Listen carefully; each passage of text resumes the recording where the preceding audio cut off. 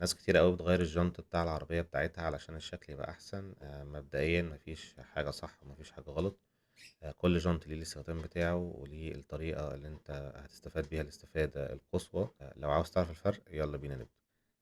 أول حاجة الخامة، زي ما كلنا عارفين الجنط الحديد بيبقى معمول من الحديد الصلب، والجنط السبور بيبقى غالبا معمول من الألمونيوم أو من مواد خفيفة نسبيا أخف من الحديد الصلب.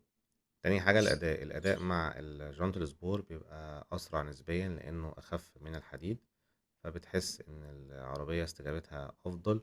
طبعا ده بيأثر في استهلاك البنزين بشكل ما. الفرامل وتأثيرها، الجنط السبور بيبقى التهوية بتاعته نسبيا بتبقى أفضل لأن الفتحات بتاعته بتبقى معمولة بشكل أفضل وأوسع، فده بيدي تهوية أفضل للفرامل وبيدي تهوية أفضل للطنابير، فده بيبقى أفضل من الجنط الحديد. بس مؤخرا بعض الجنوط الحديد بقى شكلها كويس جدا وبرضه بيعملوا فتحات كويسة، فنقطة التهوية دي برضه مش مقياس رئيسي تاخده علشان تفرق بين الجنط الحديد والجنط الأسبوع. النقطة الأهم هو التحمل. لو لاحظت إن معظم الميكروباصات أو العربيات النقل بيبقى الجنط بتاعها جنط حديد مش جنط سبور، جنط السبور وخاصة في الطرق المصرية مش هيتحمل أحسن تحمل، لأنه الطرق بتاعتنا أحيانا بيبقى فيها طرق مكسرة أو مطبات، فالجنط الحديد في الحالة دي هو الحل الأفضل. نيجي لأهم نقطة، هي نقطة التكلفة. نقطة التكلفة طبعا في الحديد أرخص من الجنط السبور،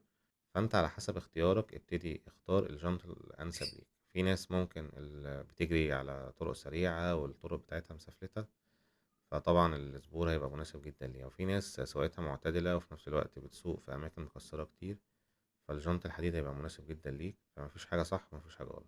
يا ريت لو في نقطة نسيتها اكتبها لي في الكومنتات، وشكرا جدا ليك.